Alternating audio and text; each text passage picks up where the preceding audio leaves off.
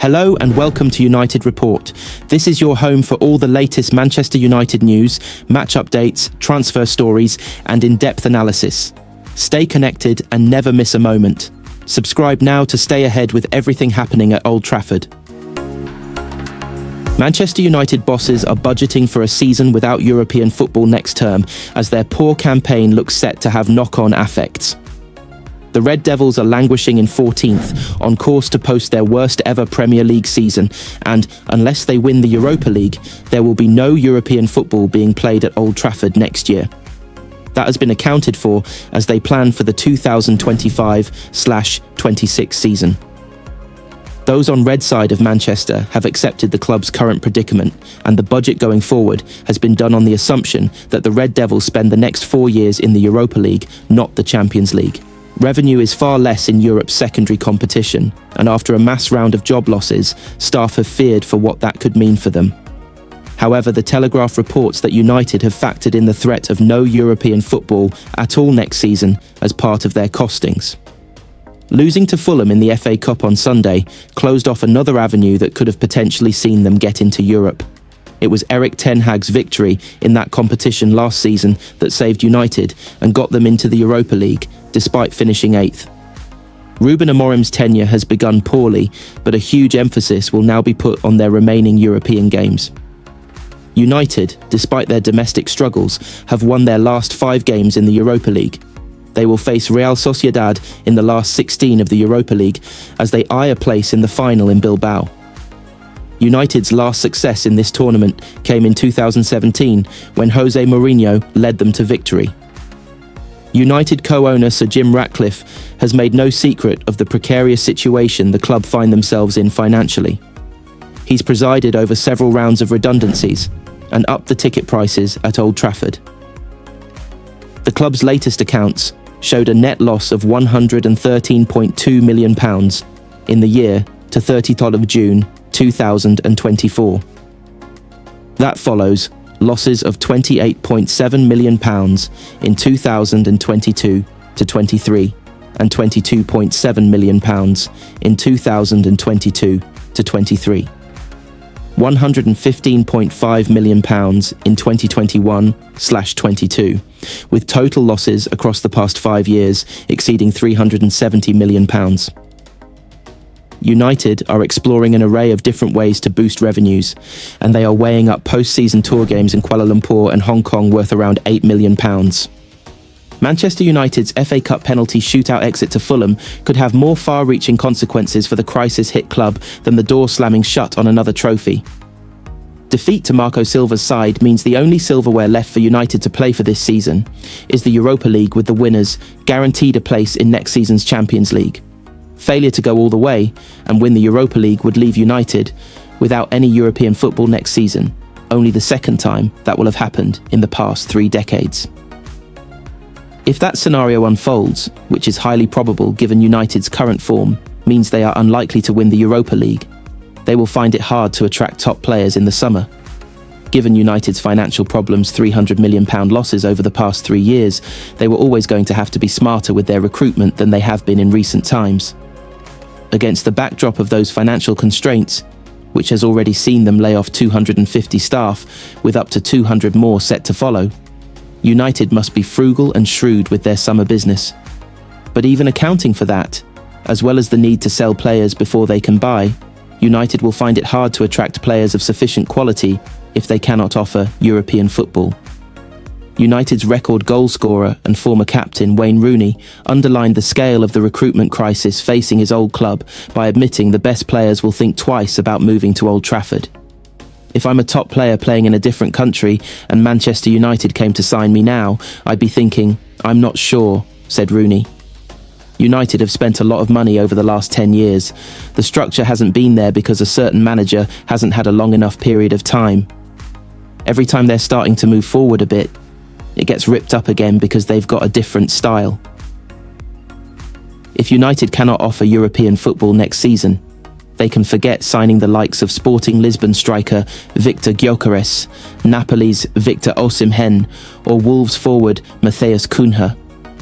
United's fall from grace has already seen them miss out on targets, including Erling Haaland and Jude Bellingham, both of whom former boss Ole Gunnar Solskjaer tried and failed to sign.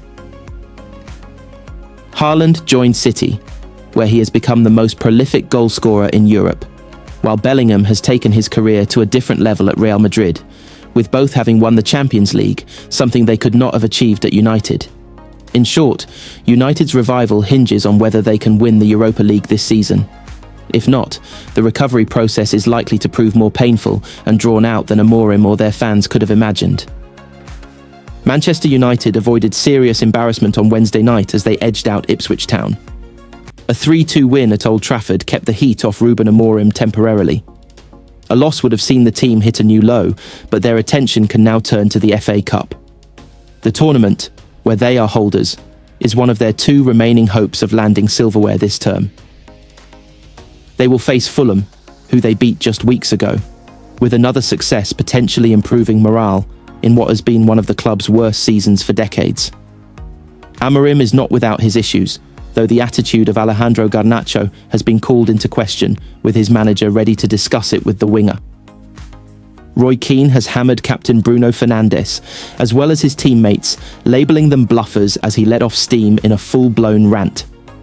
The Portuguese star has long been a divisive figure, with his quality twinned with an attitude that rubs people up the wrong way. Despite Fernandes' individual efforts, he's not been able to deliver a huge amount of success, and Keane is not a fan of some of his antics. He said on the Stick to Football podcast, "I see fans at matches and they're singing for Bruno. I see these boys and I think you're imposters." Ian Wright defended Fernandes, claiming he's led by example and suggesting that United may be in relegation battle if it wasn't for their skipper. However, that led to a fiery response from Keane, who said, "Talent is not enough. You keep going back to talent. Bruno's a talented player, but it's not enough." Liverpool icon Michael Owen believes that Garnacho is dispensable in Manchester. The Argentine made headlines on Wednesday evening, storming down the tunnel after being hauled off when his side went down to 10 men. His future at Old Trafford has been questioned in recent months, and he was linked with a move to Napoli, but United placed a £60 million price tag on him, and the Italians opted against pursuing the deal. Owen, who also played on the red side of Manchester, doesn't believe that the Argentinian has done enough to make himself integral to Amorim's plans. At the moment, he's not getting into the Manchester United side, Owen said. If he was that good, Ruben Amorim would consider him to be undroppable, even though he has been reportedly misbehaving. The club have made 5 of their young stars part of their first team plans under Amorim. Chido Obi, Sekou Kone, Ellie Harrison, Jack Morehouse and Tyler Fredrickson have all been recognised on the back of Manchester United's matchday programmes. United have needed to call upon their academy to help name their matchday squads due to the injury issues at Old Trafford. 7 of the club's young prospects were named on United's bench against Tottenham earlier in February. Several weeks on, and only Obi and 19-year-old goalkeeper Harrison were required for the win over Ipswich.